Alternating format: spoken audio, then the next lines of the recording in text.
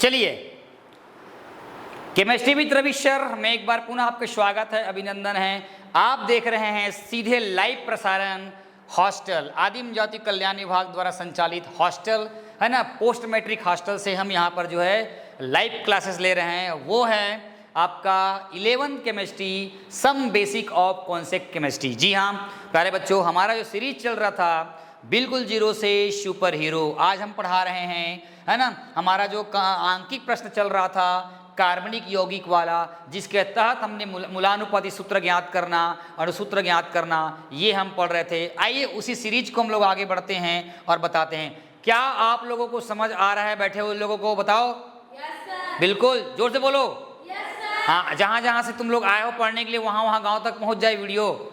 हाँ चलिए, तो अब वही सिस्टम फिर करना है। एक कार्बनिक यौगिक दिया हुआ है, उसमें प्रतिशत संगठन कार्बन दिया है 40%, हाइड्रोजन दिया है 6.66% और ऑक्सीजन दिया है 53.34%।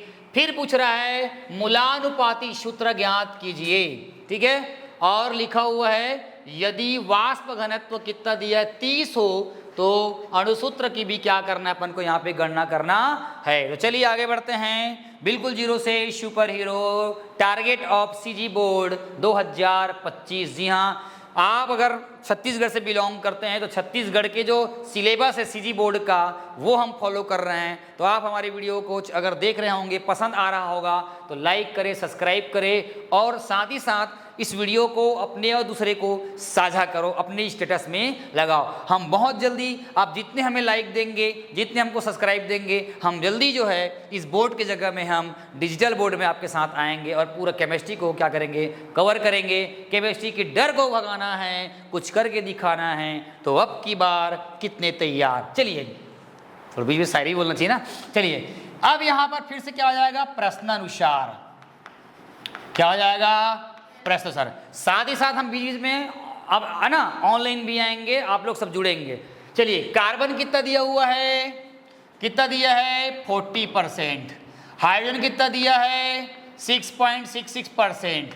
उसके बाद ऑक्सीजन कितना दिया है 53 पॉइंट कितने दिया है 3-4%। सबको जोड़ दो। मेरे एक लगता है यहाँ पर ऑक्सीजन निकालने की ज़रूरत नहीं है, क्योंकि ऑलरेडी ऑक्सीजन यहाँ पे परसेंटेज में दिया है। तो जोड़ो, कितना हो जाएगा ये 53 और ये कितना हो जाएगा 90, 93, 6 कितना हो जाएगा 99। अब ये वाला जोड़ेंगे तो कितना आ जाएगा हमारे पास 100 आएगा। मतलब ये जो क्वेश्चन दिया हुआ है, इस क्वेश्चन में टोटल परसेंटेज जो है कितना आ रहा है 100 आ रहा है। मतलब कार्बनिक यौगिक जो है ये कितना बना है ना, 100 भागों से मिलके बना है। चलिए, टेबल हमारा वैसे ही होने वाला है, एज इट इज होने वाला है। तो सबसे पहले तत्व का नाम में लिख लो, कार्बन कतेक परसेंट है 40% है। भार कितना होता है 12 होता है। हाइड्रोजन का कितना दिया हुआ है यहाँ पे 6 पॉइंट कितना दिया है 66% दिया है। होता कितना है 1 होता है। उसके बाद ऑक्सीजन कितने दिया हुआ है 53.34% है, ठीक है, समझ में आया। और ऑक्सीजन कितना होता है 16 होता है। यहाँ तक समझ में आ गया होगा। चलिए, अब क्या करते हैं, इसी से डिवाइड करते हैं, याद है नहीं? तो डिवाइड करेंगे तो कितना जाएगा 40 बटे कितना जाएगा 12। इधर कितना जाएगा 6.6 बटे कितना जाएगा 1। इधर कितना हो जाएगा 53.34% के बाद कितना जाएगा 16। अब इसको डिवाइड करना है, अब इसको डिवाइड करना है, अब इसको डिवाइड करना है। तो 40 एक करके दिखा देता हूँ। 40 को अपन को क्या करना है, डिवाइड करना है 12 से। जा रहा है क्या 12 तिया कितना हो जाएगा 36, बच गया कितना 4। जाएगा क्या नहीं, दशमलव, फिर दशमलव लगा देते हैं। फिर कितना जाएगा 12 तिया फिर कितना जाएगा 36। ये लगातार वैसे ही जाएगा। तो यहाँ पर कितना आ जाएगा, यहाँ पर हम लोग इसको मान सकते हैं बराबर करके 3.3 है नहीं 3.3 मान सकते हैं, या 3.4 ही मान सकते हैं, क्योंकि 3 दिन के बाद कुछ भी आएगा। चलिए 3.4 मानते हैं। इसको इसे डिवाइड करेंगे तो कितना आएगा उतना ही आएगा। इसको इसे डिवाइड करेंगे तो 16 एकम 16, 16 दूनी 32, 16 तिया कितना जाएगा 48, कितना जाएगा 48। ये भी डिवाइड करेंगे तो 3.3 आएगा। क्लियर है, समझ में आ गया क्या आप लोगों को? आगे बढ़ें। आगे देखो, अब इसमें क्या करेंगे, तीनों में सबसे छोटी राशि कौन है? हाँ, इसको, हाँ इसको मैंने ना 4 क्यों लिखा है, क्योंकि ना इधर ही, हाँ नहीं टूटा, बच गया, ठीक है, कितना, क्योंकि फिर सेम हो जाता है ये, इसलिए मैंने इसको 4 लिखा है, क्योंकि ना 3.3 कुछ आता है तो उसको 4 मान लिया है।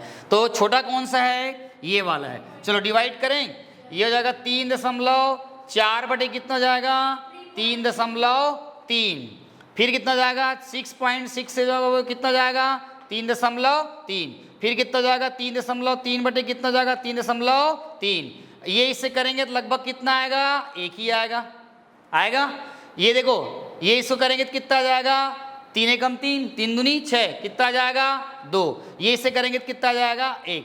मेरे ख्याल से आ गया, समझ में आ गया क्या आया है। देखो यौगिक का मूलानुपाती सूत्र, हाँ अब देखो यौगिक का मूलानुपाती सूत्र कते का आ गया, C, हाँ ये चेंज हो जाएगा, क्या जाएगा देखो तो, ये जाएगा C, क्या जाएगा 1 आ जाएगा। उसके बाद H कितना जाएगा, H कितना आएगा 2, और ऑक्सीजन कितना जाएगा आपका O। निकल गया, 1 को नहीं लिखते। चलो अब आएगा यौगिक का मूलानुपाती सूत्र भार।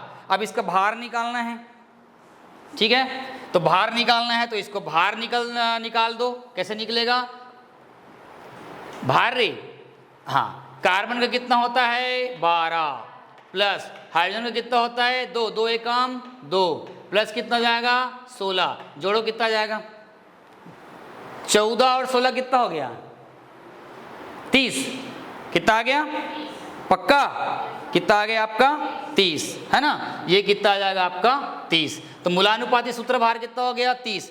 तो अणु भार बराबर 2 गुणित वाष्प घनत्व, वाष्प घनत्व कतेक दिया है, कितना दिया है 30, तो 30 गुणित कितना यहाँ पर हो जाएगा 2, कतेक आ जाएगा 60। तो n बराबर अणु भार बटे मूलानुपाती सूत्र भार। अब यहाँ पर मैं थोड़ा सा चेंज कर देता हूँ, ऊपर कर देता हूँ, ठीक है, ये वाले, चलो नीचे में लिखता ऊपर में लिखता। चलिए यहाँ पर क्या आ जाएगा फिर, बताओ यहाँ पर क्या बताया था, अभी क्या लिखा था रे, n बराबर अणुभार कतेक दिया हुआ है 60, मूलानुपाती सूत्र भार कतेक आया है 30, 30 एकम 30, 30 दूनी 60, n का मान कतेक हो गया 2। चलिए अब क्या निकालना है, अब निकालना है अपन को क्या, है ना, चलो बताओ, हाँ अणुसूत्र n का मान आ गया। चलिए अब यहाँ पर लिख दो, क्या लिख दोगे, अणुसूत्र बराबर क्या होता है मूलानुपाती सूत्र, और उसके बाद n, तो अणुसूत्र बराबर क्या हो जाएगा, अणुसूत्र बराबर ये मूलानुपाती सूत्र कौन सा है, ये है CH2 और O, ठीक है, n का मान कतेक हो गया, है ना, ये जाएगा 2, ठीक है, ये इसका इधर आ जाएगा, ठीक है ना जी, हाँ ठीक है, तो ये जाएगा कितना C2H4 और ये जाएगा आपका O2, ठीक है, ये इसका क्या है अणुसूत्र है, ठीक है। तो देखो इस तरह के प्रश्न जो होता है 11वीं, अगर आप 11वीं में हैं और 11वीं में इस तरह का क्वेश्चन पूछा जाता है। यदि आप 11वीं के सीजी बोर्ड की स्टूडेंट्स हैं तो सीजी बोर्ड के आने वाले समय पूरे चैप्टर्स को हम क्लियर करेंगे। अगर आपको कोई भी चैप्टर से कोई क्वेश्चन नहीं बनता है तो आप मेरे डिस्क्रिप्शन में जाके मेरे जो नंबर लिखा हुआ है उस नंबर में डायरेक्ट जो है आप व्हाट्सअप करो, उस क्वेश्चन का हम आंसर बना के आप तक क्या करेंगे पहुँचाएंगे, और आपके अंदर जो केमिस्ट्री का जो डर दबा हुआ है ना, उसको हम यहाँ पे निकाल के फेंकेंगे। तक लिए बने रहिए। मोर संगवारी रवि सर, केमिस्ट्री विद तुम्हारे द्वार। Thank you.